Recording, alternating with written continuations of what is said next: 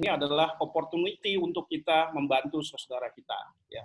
Dan bagi bisnis ini adalah harusnya bukan menjadi danger, tapi opportunity. Nah, oleh karenanya saya akan sampaikan bahwa kita bisa bangkit loh. Gitu. Artinya jangan sampai krisis seperti ini kemudian menjadikan kita menjadi sesuatu, menjadi langsung tidak ada harapan, ya.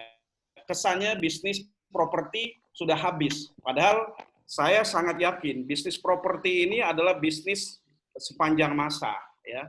Kenapa? Karena selama masih ada orang yang lahir ke muka bumi, ya, selama itu pula bisnis properti ini akan tetap ada karena mereka butuh hunian, ya. Selama ada orang yang meninggal, ya, insya Allah bisnis ini masih ada. Kenapa? Karena ketika ada orang tua yang meninggal, dia menyisakan propertinya, dia menyisakan rumahnya, ya, dan rumahnya itu akan dibagi-bagi bagi ahli waris kepada ahli warisnya, berarti rumah itu dijual. Nah, disitulah bisnis properti, baik secondary maupun primary. Saya yakin bisnis ini masih on, ya, selama aktivitas lahir dan kematian itu tetap ada, ya, kecuali sudah kiamat. Ya. Karena itulah bisnis properti ini bisnis yang saya yakin walaupun krisis dia masih ada orang-orang yang tetap membutuhkan. Ya. Baik, saya lanjutkan. Nah, kalau kita lihat, ya,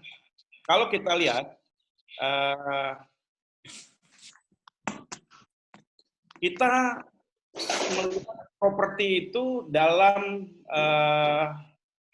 dalam industri dan kategori yang mana, ya. Kita harus pahami benar. Teman-teman, saya kira banyak bermain di perumahan, ya. Dan di perumahan itu kategori perumahan, subkategorinya industri properti, kategorinya perumahan, subkategorinya apa, gitu. Subkategori ini penting atau kategori ini penting karena tidak semua industri properti hancur. Ada beberapa yang masih bertahan, Ya. Terutama mungkin nanti kita bisa dengar, ya. Saya ada waktu 1,5 jam ini, mungkin 45 menit sampai 60 menit pertama saya coba presentasi, lalu sisanya saya sih ingin ada sharing, ada discuss dari teman-teman di seluruh Indonesia hari ini, ya. Ada dari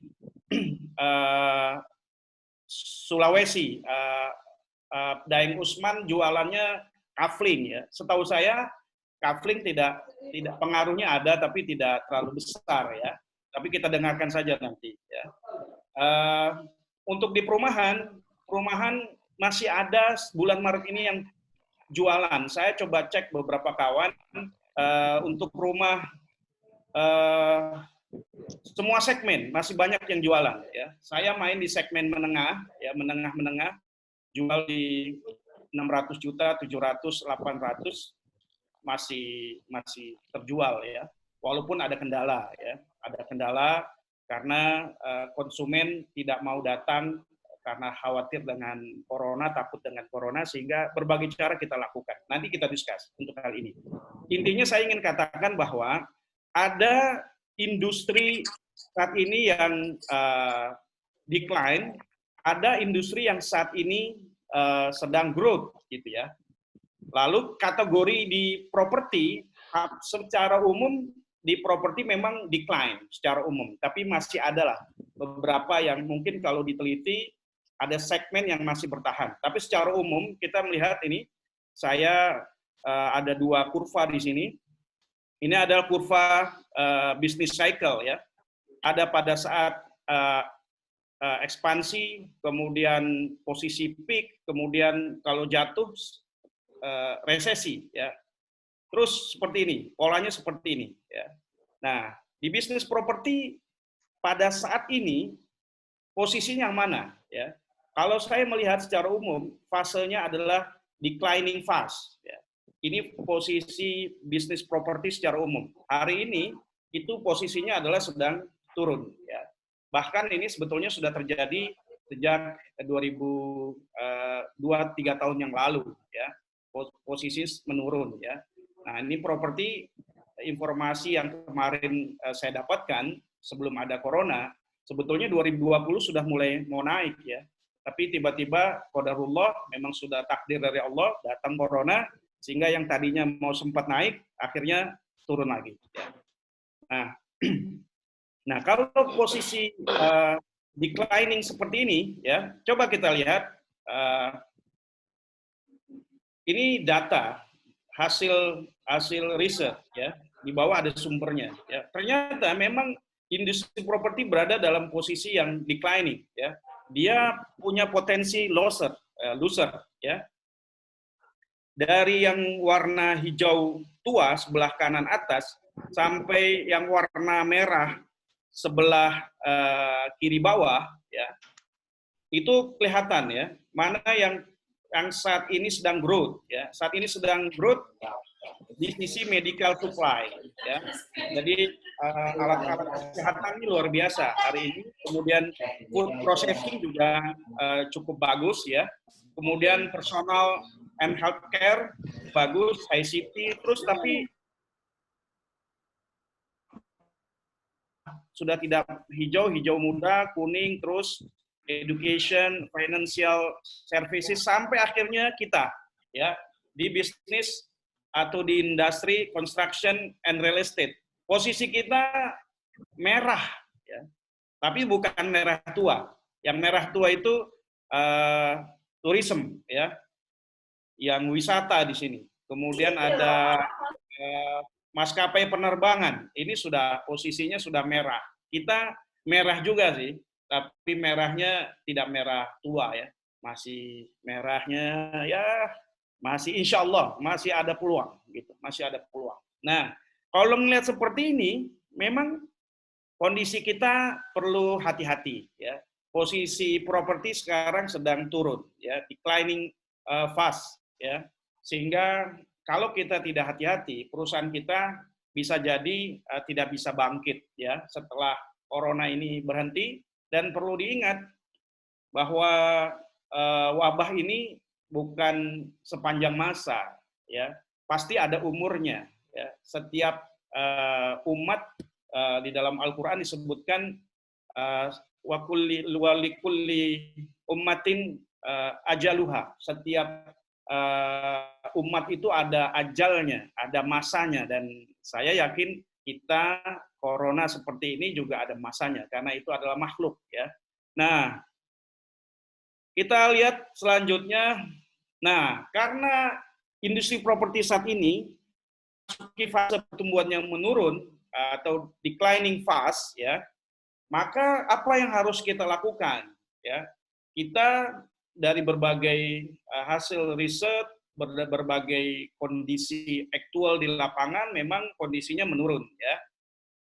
Nah, dalam posisi decline seperti ini yang kita lakukan ya, saya kutip dari pakar marketing nomor 1 di Indonesia, Hermawan Kartajaya. Beliau katakan 2 kata kunci ketika berada dalam kondisi declining fast, yaitu kita melakukan surviving the corona and preparing the post. Ya. Artinya kita harus melakukan strategi yang disebut dengan survival, ya. Strategi bertahan hidup, ya. Dan yang kedua, kita juga harus membuat strategi untuk mempersiapkan diri agar kita bisa bangkit, yaitu dengan preparing pasca corona ini, ya. Nah, 2 itu yang menjadi agenda kita dalam sharing saya saat ini, dalam dua agenda ini yang akan saya diskusikan ke teman-teman semua ya. Surviving the corona, bagaimana kita bertahan hidup pada saat wabah pandemi ini masih on ya, dan bagaimana kita melakukan preparing pada saat wabah ini selesai ya. Baik, saya lanjut. Nah, pada saat on COVID-19, kita perlu melakukan upaya, strategi, action. Actionnya apa? Actionnya how to survive, ya, bagaimana kita bisa bertahan hidup. Ya. Ini yang harus kita lakukan. Yang kedua, pada saat post COVID-19 kita akan lakukan preparing, ya. Untuk menyambut post COVID-19 itu kita harus melakukan preparing. Terus how to prepare, ya. Jadi dua sisi yang harus dilakukan.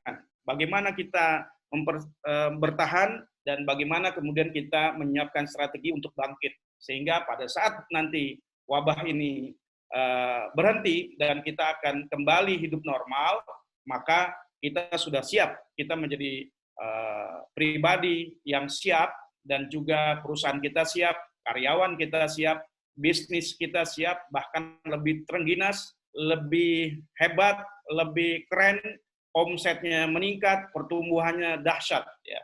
Ini yang kita harapkan. Ya. Baik, jadi teman-teman semua, saya ingin bahas dua ini, ya, bagaimana kita survive dan bagaimana kita preparing untuk menghadapi pasca COVID-19.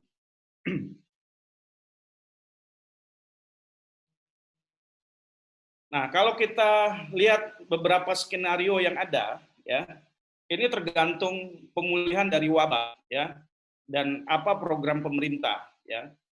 Jakarta hari ini sudah melakukan program yang lebih ketat, ya, belum masuk ke Jabodetabek, ya, Botabek, belum lagi yang di luar Botabek, di luar Jawa dan sebagainya Indonesia Timur. Tapi di Jakarta hari ini sudah melakukan luar biasa, ya, pengetatan di sana sini per hari Jumat besok, ya, itu sudah melakukan pengetatan luar biasa. Nah, kalau program pemerintah itu efektif, ya, sehingga wabah ini bisa lebih cepat teratasi, ya, bisa jadi recovery-nya 2-3 bulan ke depan, ya. Ini juga hasil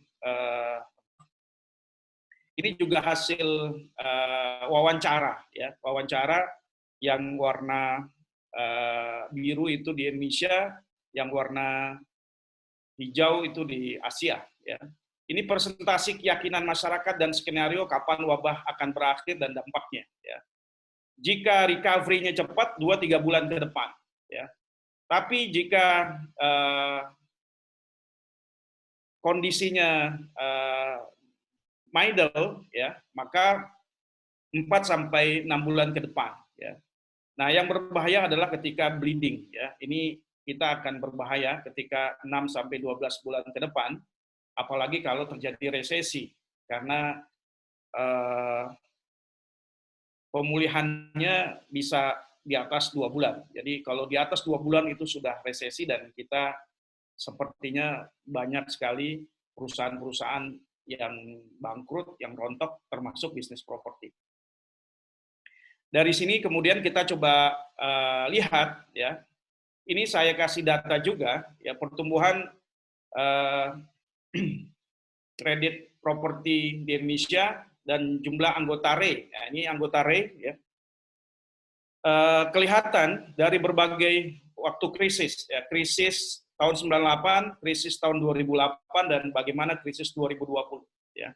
Ketika krisis di tahun 98, ya, itu ada 1.500-an anggota RE, ya, tahun 98. Tahun 99, ya, rontok, ya, menjadi 1.135. Ada kurang lebih 400-an, ya, 400-an developer properti yang kemudian bangkrut dan perusahaannya tutup. Ya. Dan kelihatan warna biru, ini adalah total kredit propertinya juga turun. Nah, berbeda pada tahun 2008, krisis berikutnya. Di 2008, dari jumlah anggota RE 2076 perusahaan, tahun 2009 juga rontok menjadi 1.766. Ya, kurang lebih ada 400-an juga perusahaan properti, perusahaan developer, pengembang yang bangkrut kemudian tidak beroperasi kembali, ya. Tapi di sini kredit propertinya naik. Nah, Nah, lalu bagaimana krisis 2020 ya? Apakah banyak kemudian perusahaan properti yang juga mengalami hal sama seperti krisis tahun 2008, tahun 98 ya. Kita tidak tahu ya.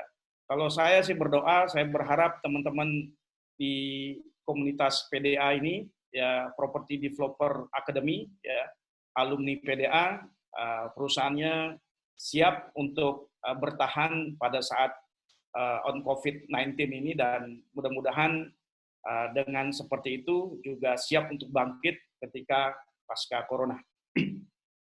Baik, saya lanjut. Nah, oleh karenanya hari ini ya, sampai kita melakukan persiapan sampai selesainya wabah COVID-19 ini, yang kita lakukan hari ini adalah kita berpindah ya. Mode-nya sudah berpindah dari normal ke survival, sampai kemudian mindset kita juga berubah.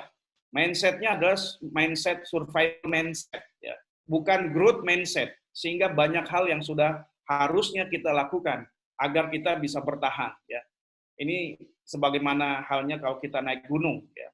Kita akan membawa bekal secukupnya, kemudian bagaimana meringankan beban, ya, supaya kita bisa nanjak sampai kepada tujuan. Ya. Nah, itu survival. Ya. Nah, saya ingin bahas ini ya, bagaimana kita bertahan pada saat on COVID-19 ini, dan selanjutnya kita akan diskusi bagaimana kemudian kita mempersiapkan, karena ini dua kondisi yang berbeda ya. Apalagi nanti pada saat kondisi setelah wabah ya, kita akan melakukan aktualisasi dari preparing yang kita lakukan saat ini ya. Jadi pada saat ini berarti kita secara bersamaan ya, ada waktu yang beririsan. Satu sisi kita survival condition, dan satu sisi kita melakukan prepare supaya kita siap menghadapi kondisi setelah pasca corona. Nah, ada rumus atau ini saya dapat dari Pak Hermawan Kartajaya. Beliau menyebutkannya dengan SPA. Ya. Tahapannya dibagi menjadi 3 tahap, yaitu surviving, kemudian preparing, dan aktualisasi. Ya. Bagaimana kita bisa survive, bertahan hidup ya selama on COVID-19, kemudian kita melakukan preparing, persiapan agar kita nanti di fase ketiga kita bisa melakukan aktualisasi terhadap rencana-rencana besar kita yang kita susun pada saat ini.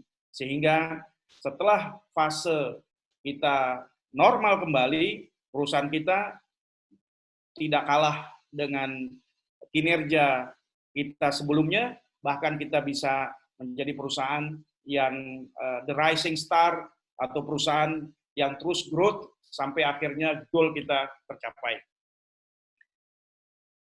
Lalu kita buat rencana kerja untuk di 2020. Andaikan kondisinya kita dalam posisi pemerintah bisa melakukan penyelesaian wabah ini ya, dengan izin dari Allah Subhanahu wa taala, kita berharap untuk mempercepat prosesnya. Mungkin kita lakukan dengan quarter ya. Jadi kita bagi menjadi 4 bagian dalam 1 tahun 2020 gitu. Per masing-masing bagian quarter itu 3 bulan ya. Quarter 1 berarti dari Januari sampai bulan Maret, ya, ini sudah berakhir. Lalu quarter 2 April sampai dengan bulan Juni. Quarter 3 Juli sampai dengan September, dan quarter 4 pada bulan Oktober sampai Desember 2020 ya. Ini rencana kerja yang dibuat ya, sehingga kita bisa mempersiapkan diri ya pada saat Q1, Q2 kita surviving, Q2, Q3 kita preparing, dan Q3, Q4 ya, kalau corona lebih cepat selesai, Mudah-mudahan Juli kita sudah aktualisasi, ya. Tapi kalau tidak, kita berharap bulan September kita juga sudah bisa selesai wabah ini dan kita bisa aktualisasi, bisnis kita bisa normal kembali. Mungkin untuk sampai pada posisi performa yang tingginya mungkin masih butuh waktu, tapi minimal perusahaan kita sudah growth. Baik, nah sebelum saya bahas bagaimana how to survive-nya dan how to prepare, saya ingin sampaikan juga kondisi, keadaan the new normal. Ya. Nanti pada saat normal, ya, ternyata normalnya berbeda. Ya. Makanya disebut dengan the new normal. Ya. Tidak normal seperti sebelum ini, ya, tapi ada the new normal. Karena orang sudah berbeda, gaya hidup berbeda menjadi gaya hidup sehat, ya. Kerjanya juga yang kemarin tidak kerja di rumah, ya, kemarin kerjanya di kantor atau kerja di mana-mana di luar rumah, ya. Tapi hari ini, ya, kerja kita work from home itu juga ternyata enak juga, ya, gitu. Work from home itu ternyata enak juga, ya. Kita bisa meeting, bisa kerja, bisa banyak hal yang bisa kita lakukan, tapi kita masih tetap produktif. Banyak pekerjaan-pekerjaan yang bisa kita handle. Nah, ini akan menjadi gaya hidup, ya. Kemudian health practice juga, ya. Orang sekarang mempraktekkan hidup sehat, ya, cuci tangan sebelum makan, cuci tangan sebelum masuk rumah, ganti baju, mandi, mungkin lebih bersih, ya. Kemudian termasuk juga pembelajaran, e-learning, ya. Mungkin bisa jadi workshop PDA sudah nggak ada nanti lewat di hotel atau di ruang-ruang meeting, ya. Tapi workshop PDA juga arahnya ke e-learning gitu loh. Berarti kan ini gaya hidupnya sudah berbeda, cara orang dalam menjalankan kehidupan ini itu jadi berbeda, ada the new normal, ya. Nah, oleh karena itu, ya, kerja di rumah dan gaya hidup sehat ini akan mengubah perilaku konsumen, ya. Dan kita perlu waspada karena perilaku konsumen yang seperti ini akan mempengaruhi produk dan servis yang kita tawarkan, ya. Termasuk industri properti. Bagaimana kita menawarkan proyek kita, menawarkan produk kita, menawarkan properti kita, pada saat the new normal nanti bisa jadi akan berubah. Oleh karena itu kita harus melakukan preparing, mempersiapkan diri sehingga pada saat kondisinya kita sudah sangat siap. Nah, baik, saya lanjutkan dulu, ya. Saya lanjutkan dulu. Ini sudah jam 16.29, ya. Saya biar tuntas, ya. Saya lanjutkan sampai selesai, ya, materi saya. Setelah itu kita buka diskusi. Nah, saya coba sharing, ya. Dan saya berharap teman-teman juga nanti juga ikut sharing, ya, discuss, ya. Mungkin ada teman-teman yang sudah melakukan terlebih dahulu ataupun ada insight baru, silahkan, ya. Kita terbuka di sini, kita sesama komunitas di PDA, ya, Property Developer Academy, ya. Mudah-mudahan dengan banyak teman-teman yang menyampaikan masukan, saran, insight, itu bisa menambah wawasan kita, sehingga semakin menyemangati kita untuk siap untuk menghadapi COVID-19 ini, dan mempersiapkan diri agar kita bisa terengginas ketika wabah ini selesai. Baik, saya sampaikan satu persatu, ya, ya. Oh ya, saya mungkin perlu sapa dulu ini. Mas Faiz, ini mohon di-record, ya, mohon direkam. Kayaknya apa sudah direkam atau belum, saya nggak tahu ini. Ya. Sudah direkam. Sudah, ya? Baik. Baik, saya lanjut, ya. Finance, yang pertama finance, ya. Jadi ada 4 yang kita bahas, ya, finance, kemudian marketing, kemudian yang ketiga operation, yang keempat teknologi, ya. 4 ini yang kita bahas pada sore hari ini. Mudah-mudahan nanti bisa menjadi bahan pengantar kita untuk diskusi dan banyak hal yang nanti mungkin saya berharap dapat insight baru dari kawan-kawan semua. Baik. Nah, ketika kita bertahan di fase surviving ini, ya, kita dari aspek finance, ya, kita tahu tadi ada 3 fase, surviving, preparing, dan aktualisasi. Ya. Bertahan, kemudian persiapan, dan aktualisasi. Nah, pada saat surviving, ya, pada saat kita bertahan hidup saat ini, ya, maka yang pertama menjadi prioritas kita, yang kita cek adalah kalau kita lihat laporan keuangan, itu laporannya adalah laporan cash flow, ya. Pada saat preparing, yang kita lihat adalah balance sheet, ya, neraca.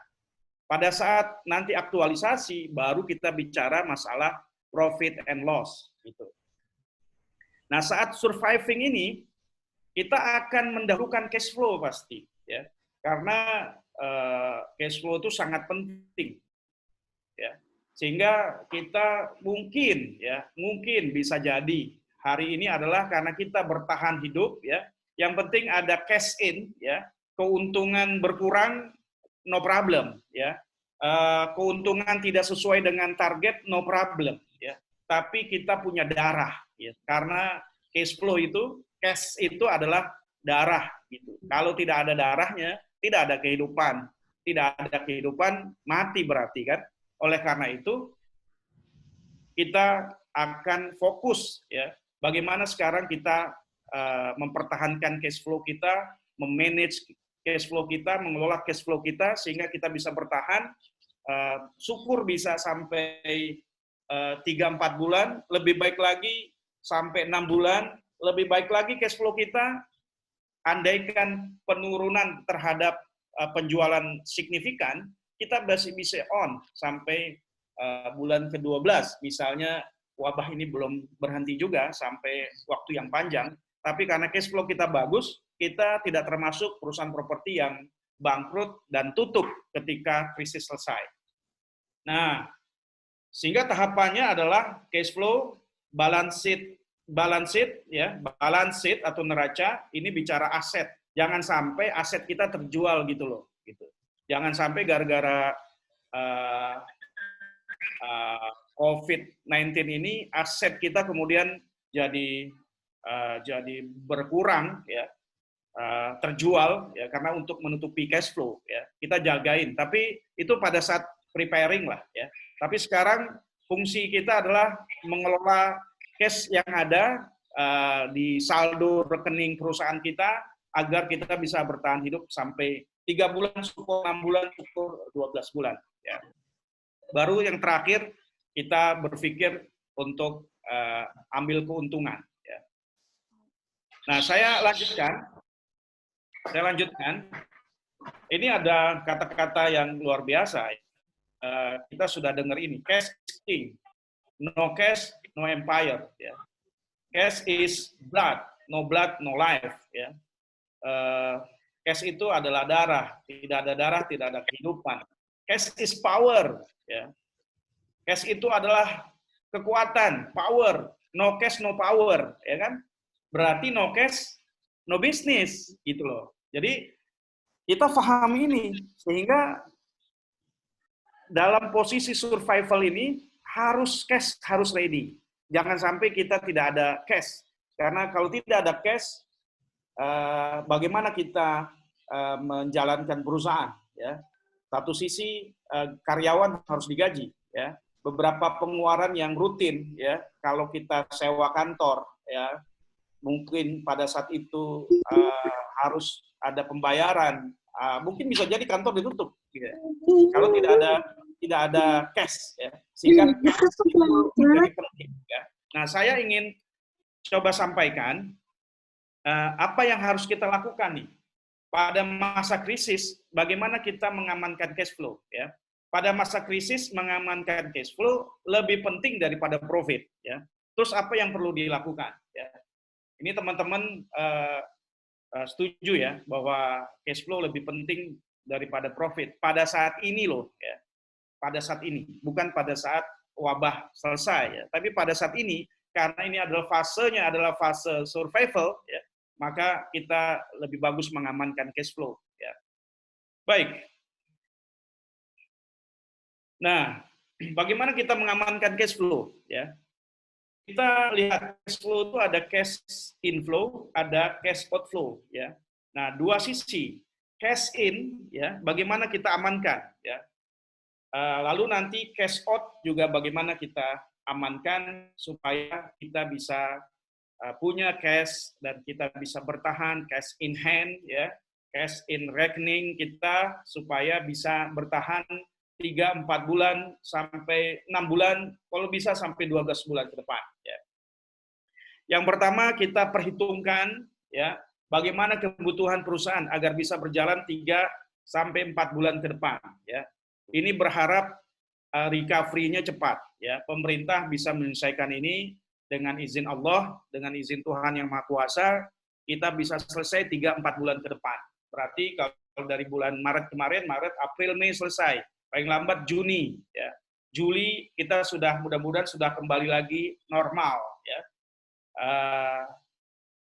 Kalau tidak cepat, recovery-nya lambat, ya kita harus mempersiapkan sampai 6 bulan ke depan. Atau bisa jadi kita harus siapkan the worst case ya, skenario terburuk ya, bahkan the worst case ya, skenario yang paling terburuk gitu. Sehingga perusahaan kita saat wabah ini selesai kita bisa aktualisasi apa yang sudah kita siapkan. Yang kedua, lakukan perbanyak kegiatan yang menambah uang masuk. Ya.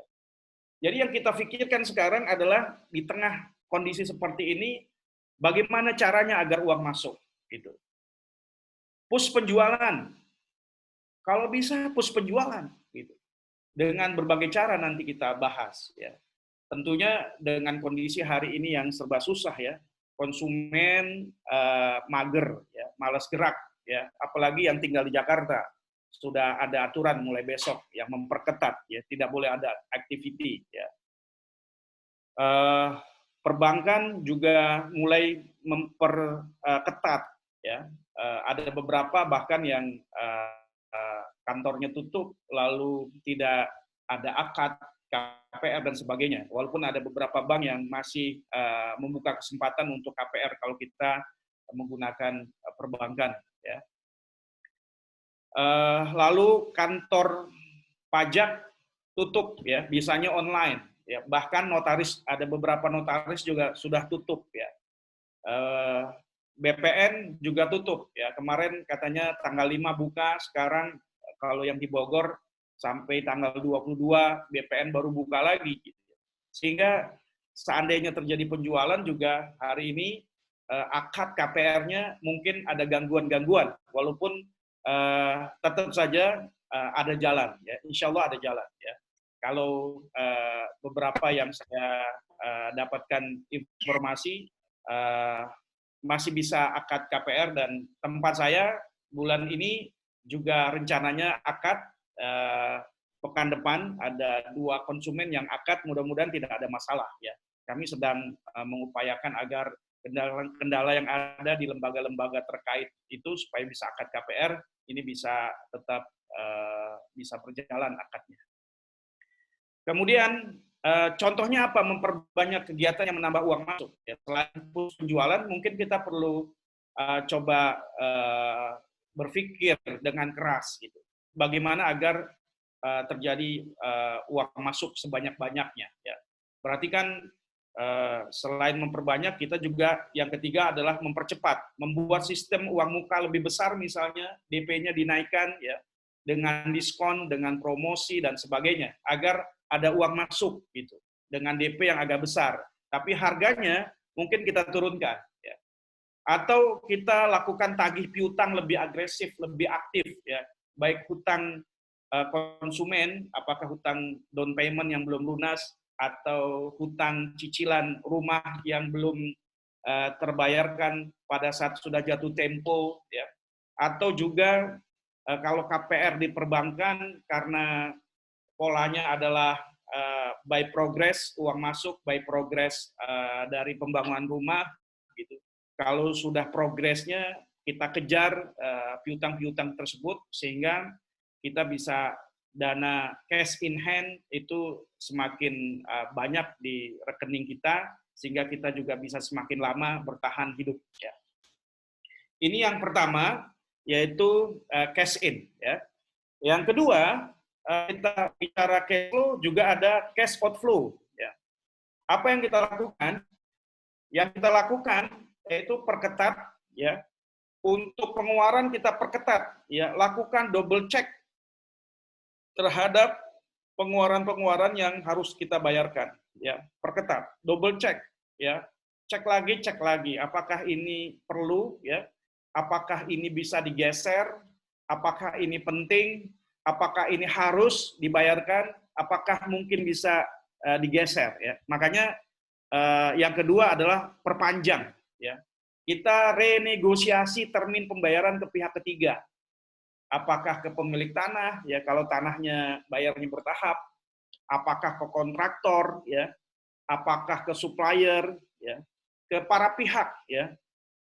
Pihak ketiga di mana kita bisa melakukan renegosiasi, ya, terhadap pembayaran-pembayaran kita yang mungkin sudah jatuh tempo. Kalau bisa dinegosiasi ulang agar kita bisa lebih panjang nafas kita sehingga kita tidak kena dampak dari wabah ini, ya, karena kita masih bisa bertahan. Pembayaran-pembayaran bisa kita atur sehingga cash flow kita bisa lebih sehat. Yang ketiga, mengamankan cash flow pada cash out ini adalah melakukan bagaimana kita memperkecil, ya, memperkecil cash yang keluar, ya. Berarti kita lakukan berbagai cara, ya. Kalau dengan kontraktor atau supplier, ya, yang baru misalnya, ya berarti kita harus cari kontraktor supplier yang bisa memberikan harga paling kecil, paling rendah, ya. Bisa jadi ya tahap berikutnya yang lebih harus disiapkan juga adalah ke depan bisa jadi kita akan menyiapkan rumah-rumah yang berkualitas, ya, tapi dari sisi grade-nya kita turunkan sedikit, ya. Apakah spesifikasi bangunannya, ya, apakah ya ada material-material tertentu yang kita coba turunkan tapi tidak mempengaruhi kualitas dan tidak mempengaruhi ekspektasi konsumen terhadap harga jualnya, ya. Nah, ini bisa kita pikirkan nanti untuk mempersiapkan ke depan, ya, ketika kita masih terus bergerak walaupun kondisinya hari ini adalah fasenya adalah fase survival, ya. Sampai hari ini saya juga masih jualan, sampai hari ini saya masih ada pembangunan, ya. Walaupun kita lakukan pengetatan untuk sales kita agar selamat, ya, jiwanya, kepada tukang-tukang, pada kontraktor kita tetap dijaga protokol kesehatan kita lakukan dengan baik sehingga tidak terdampak kepada orang-orang kita, ya. Nah, teman-teman, inilah terkait dengan cash flow, ya, bagaimana kita mengamankan cash flow. Cash flow hari ini jauh lebih penting dibandingkan profit, ya. Baik, saya lanjutkan presentasi saya.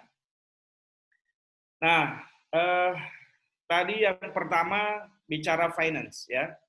Finance yang utama adalah kita menjaga cash flow, kita mengamankan cash flow kita. Nah, yang kedua, kita bahas marketing, ya. Bagaimana marketing, ya.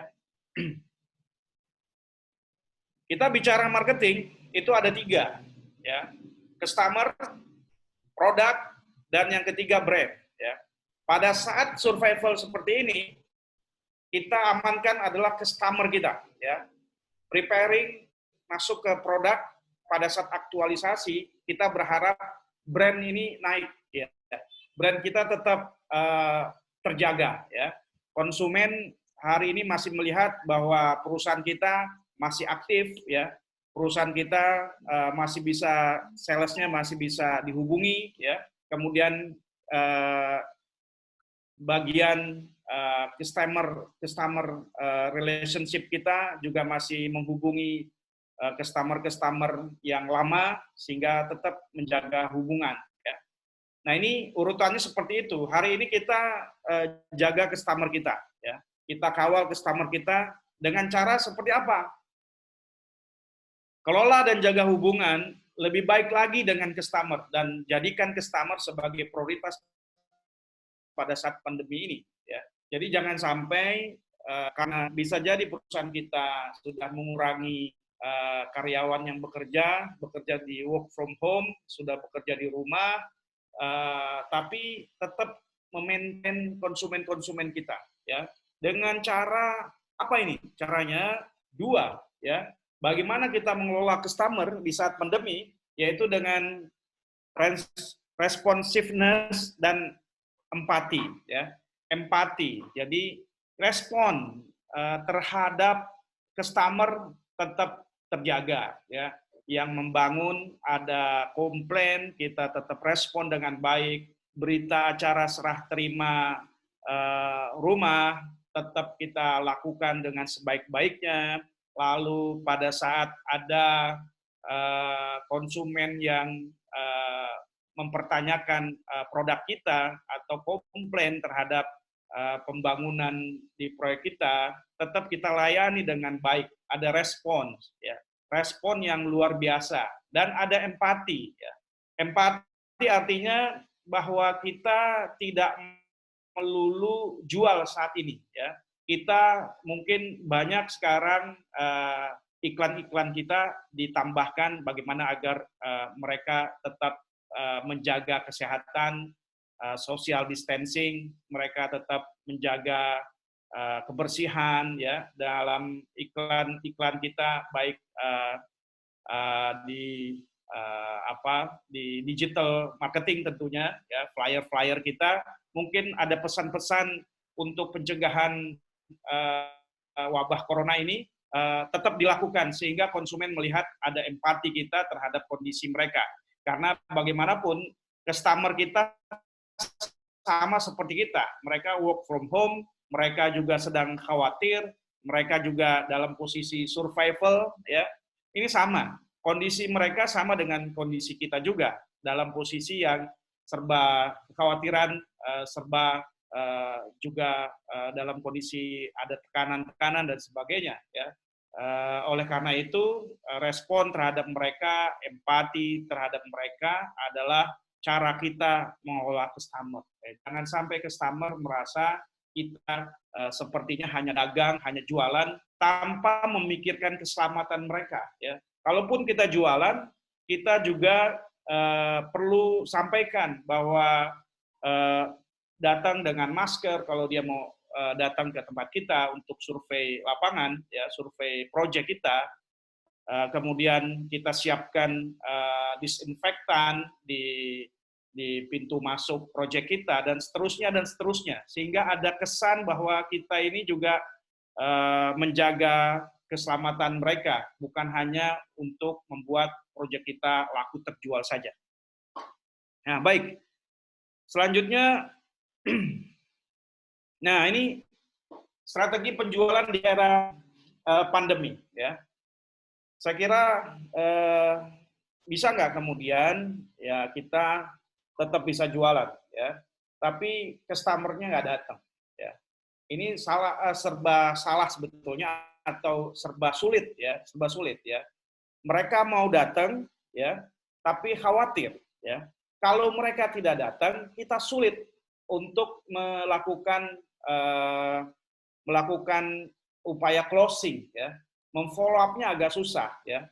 Sehingga harusnya kreativitas kita, inovasi kita di dalam melakukan pendekatan pada customer harus ditingkatkan, ya. Sales kita saat ini ada saat yang selain mereka jualan, mungkin ini saatnya mereka belajar, ya. Kita training, ya, supaya mereka bisa menghadapi customer dengan baik, melayani customer dengan baik, kemudian bisa melakukan closing, ya.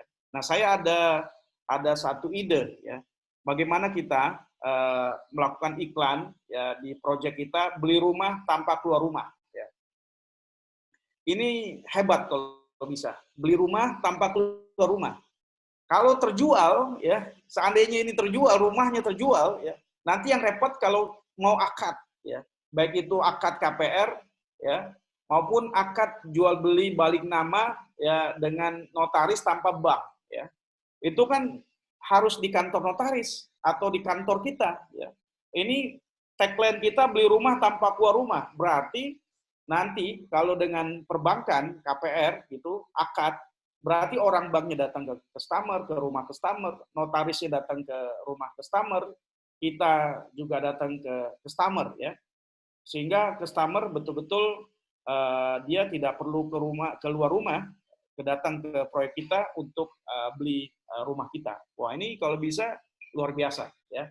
Sehingga perlu ada teknologi, ya, perlu ada teknologi yang mensupport ini gitu, agar kita bisa melakukan promosi seperti ini, beli rumah tanpa keluar rumah, ya. Nah, beberapa strategi penjualan yang umum yang dilakukan, ya tentunya kita bisa menggunakan digital marketing. Hari ini digital marketing semakin penting, ya. Hari ini terlihat dan membuktikan bahwa digital marketing menjadi satu agenda marketing atau aksi marketing yang paling sangat penting hari ini, ya.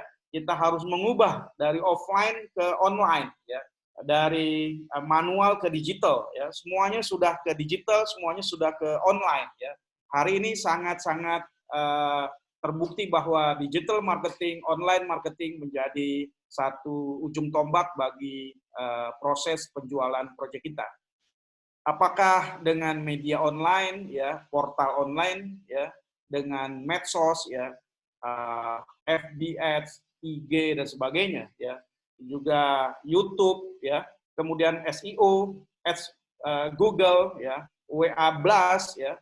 Ini adalah hal-hal yang secara rutin sebenarnya sudah kita lakukan sebelum era pandemi. Tapi pada saat pandemi ini semakin membuktikan bahwa hal ini semakin penting, ya, semakin bermanfaat bagi kita, ya, sehingga saya kira perlu terus dikuatkan, ya.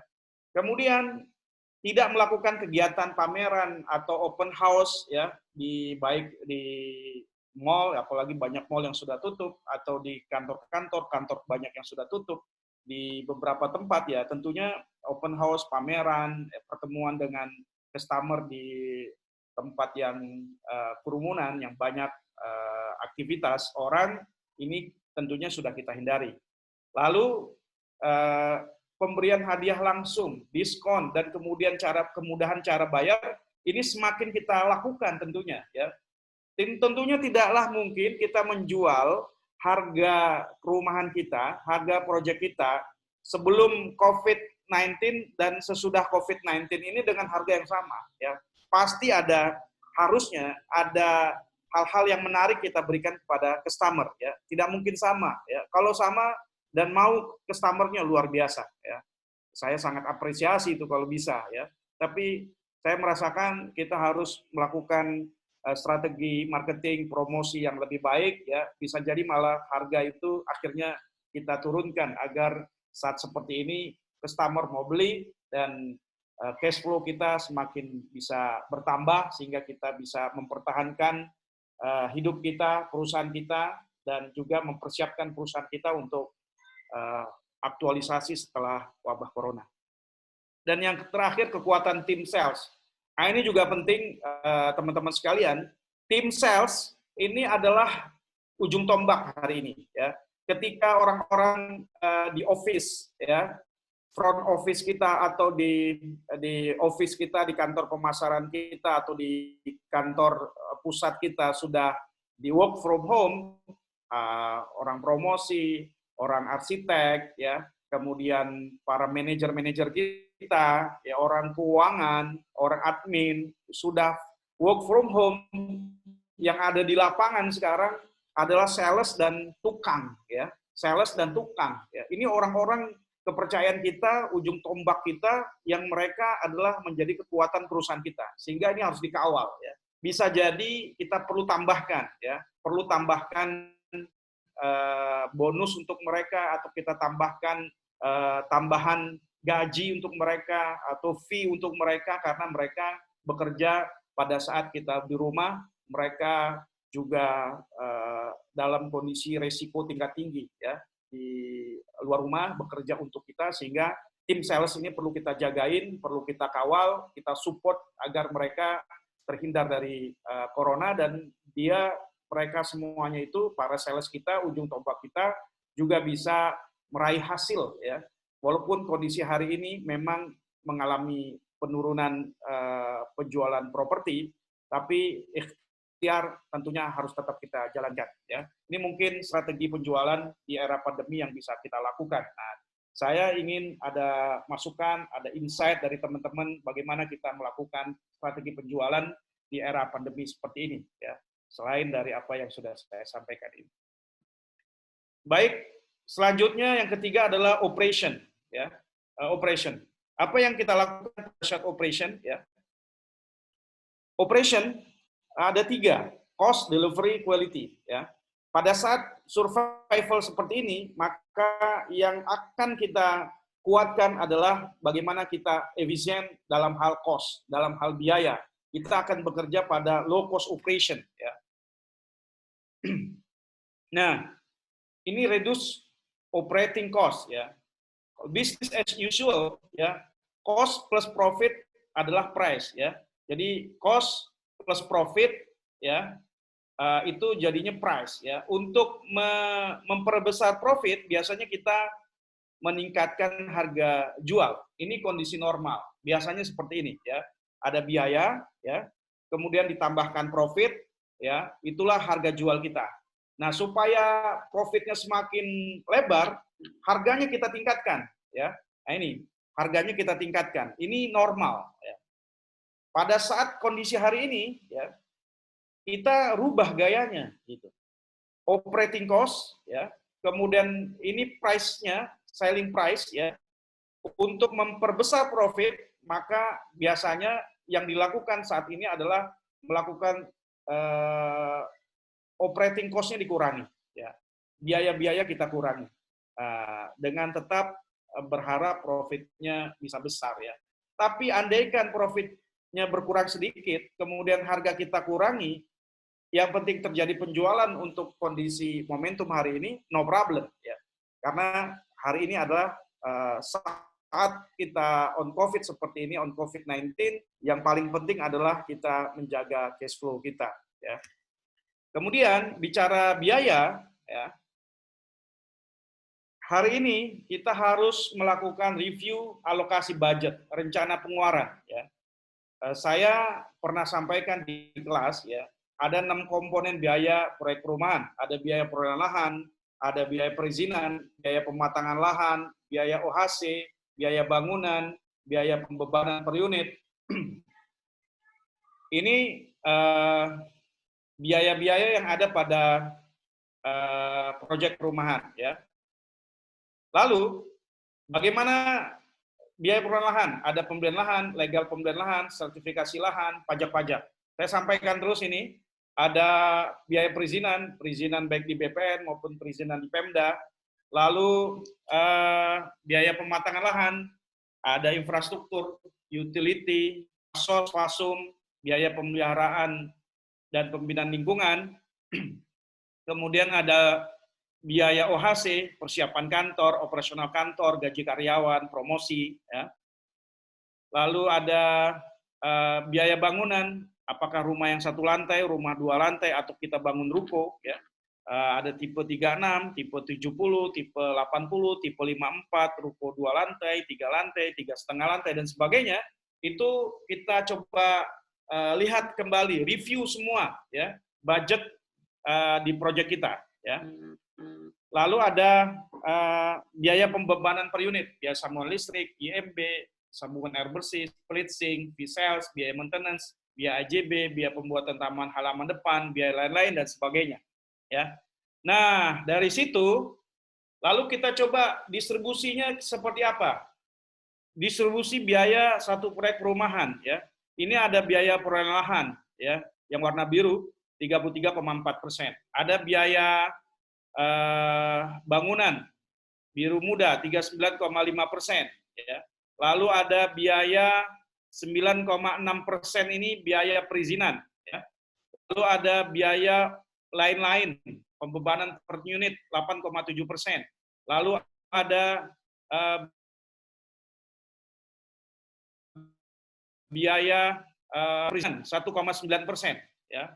Ada biaya pematangan lahan 9,6%. Nah, ini kita breakdown, ya. Lalu kita cek satu persatu lagi. Mana yang kemudian yang paling besar, ya. Kemudian itu bisa kita geser pembayarannya dari yang paling besar sampai paling kecil kita urutkan, ya. Kita urutkan, ya. Lalu kita lihat mana yang bisa kita kurangi, ya, yang bisa kita geser, ya. Tadi kan kita coba perketat pengeluarannya kalau untuk pengeluaran, ya. Kemudian kita perpanjang, ya, atau kita perkecil, ya. Nah, ini rumusnya, ya.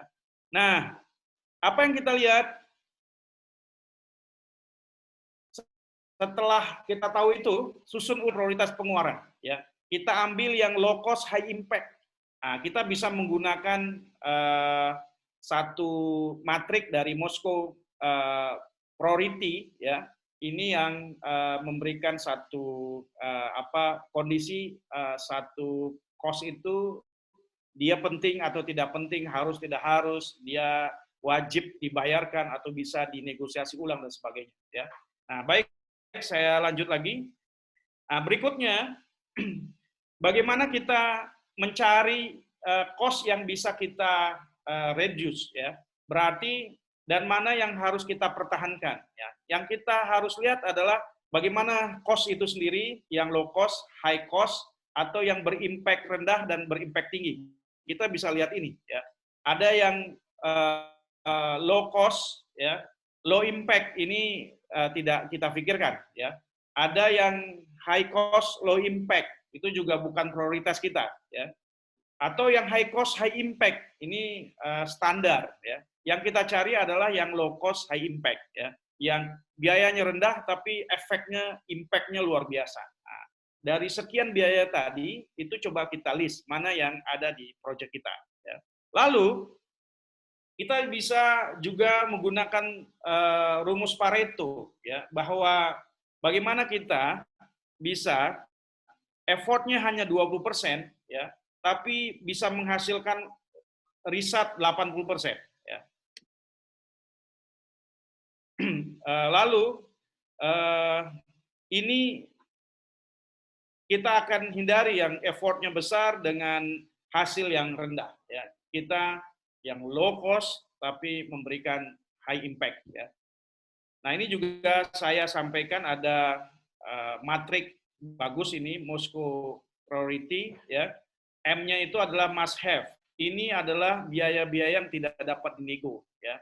Kalau tidak ini dibayarkan, proyek tidak jalan tanpa ini, ya.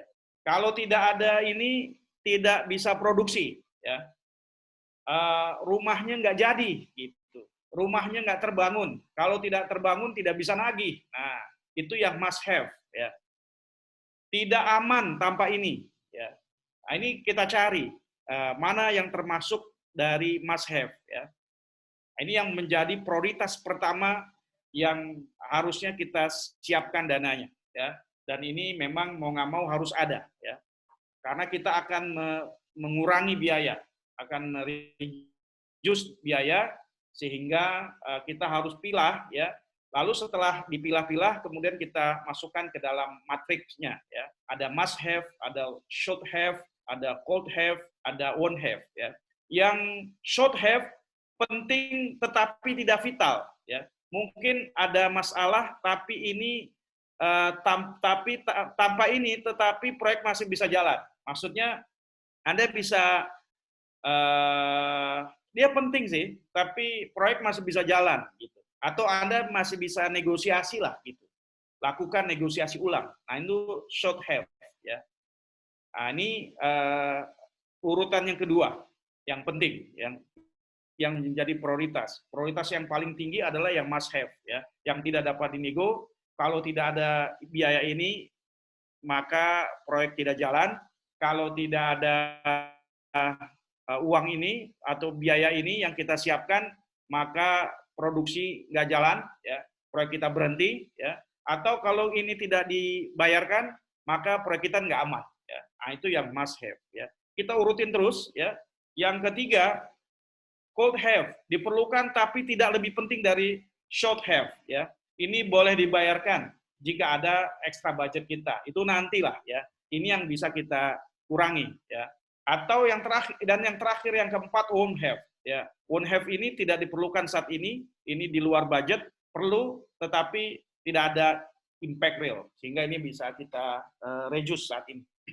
Baik teman-teman, saya sudah sampaikan finance, kemudian marketing, kemudian operation. Ya. Ini sekarang saya sampaikan yang keempat, ya, yang terakhir untuk di fase survival. Ya.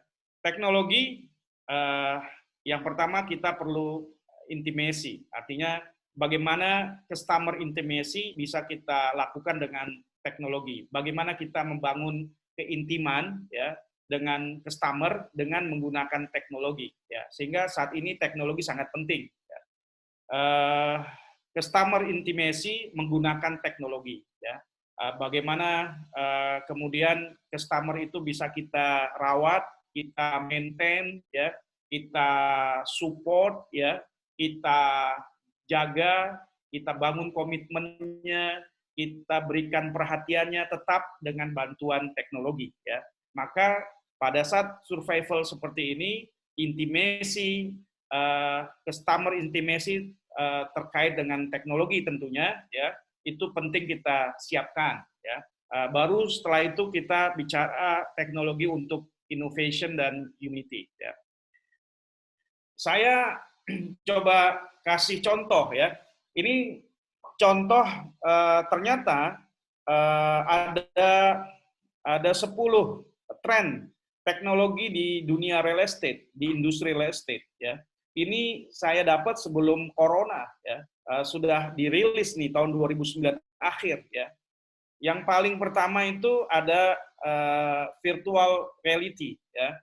Jadi ini saya punya contoh, saya juga sudah mau menggunakan ini ya, tapi saya ada dummy-nya nanti saya contohkan ya, virtual reality, ada push technology, ada smart apps, ada test automation, kemudian bagaimana property management software, kemudian blockchain, chatbot dan sebagainya. Ini contoh-contoh teknologi yang hari ini sangat mungkin dan akhirnya diperlukan ya. Diperlukan ketika kita sudah beralih dari offline ke online ya.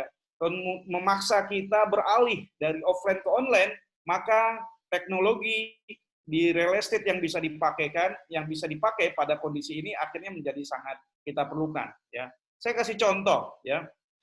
Ini yang sudah saya rencanakan ya. Contoh implementasi virtual reality di proyek saya ya.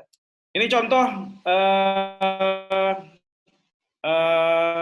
virtual reality. Ini teman-teman lihat ya, virtual reality yang bisa diaplikasikan ya. Tapi harusnya ini pohon-pohonnya, taman-tamannya hidup. Harusnya diambil dari foto yang asli atau dari video yang asli ya. Video kita buat kemudian masukkan ke dalam virtual reality ya. Contohnya seperti ini ya. Ini kita bisa putar-putar gitu ya. Konsumen itu dengan seperti ini mereka bisa lihat apa yang ada di komplek kita ya. Ini ada danau, ada playground ya.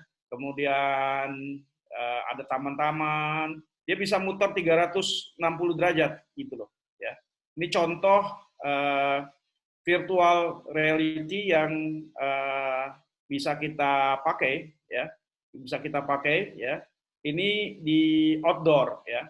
banyak virtual reality itu yang di dalam rumah juga, ya, sehingga bisa masuk ke dalam rumah, lihat ruang tamunya, lihat ruang tidurnya, lihat toiletnya, lihat lantai 1, lihat lantai 2, lihat belakang rumah dan sebagainya. Ya, ini contoh virtual reality yang ada yang bisa kita manfaatkan. Ya, ini yang biasa main game perang ini biasanya pakai ini nih.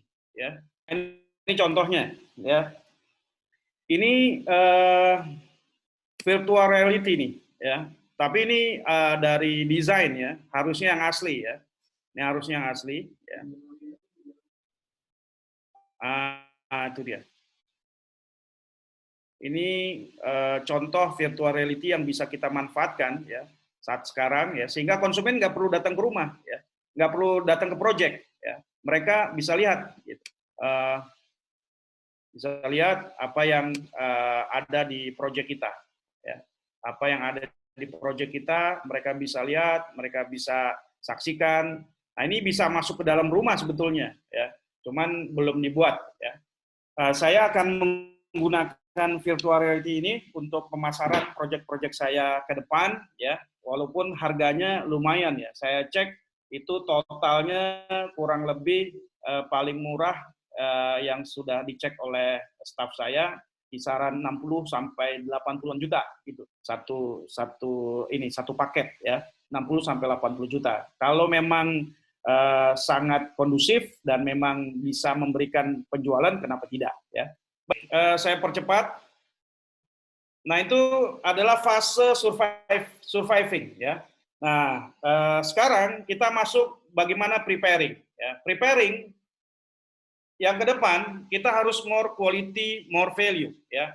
Kualitas kita harus lebih ya, lebih besar lagi kualitasnya, lebih bagus lagi, more value, nilai-nilai value dari produk kita harus lebih ditingkatkan lagi ya.